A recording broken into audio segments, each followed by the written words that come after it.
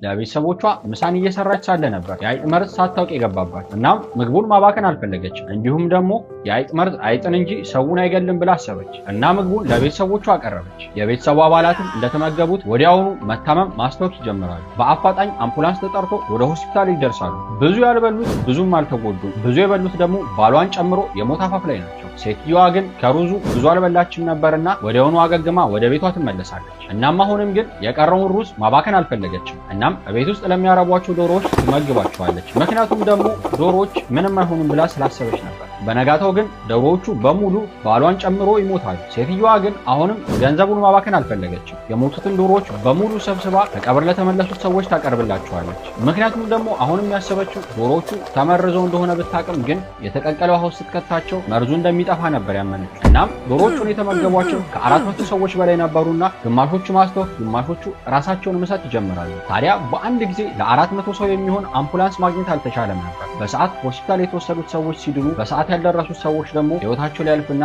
ሴትዮዋም የእድሜ ልክ እስራት ሊፈረድባት ይችላል። እንደዚህ አይነት ቋጣሪ ጓደኞች ካላችሁ ሼር አድርጉላቸው።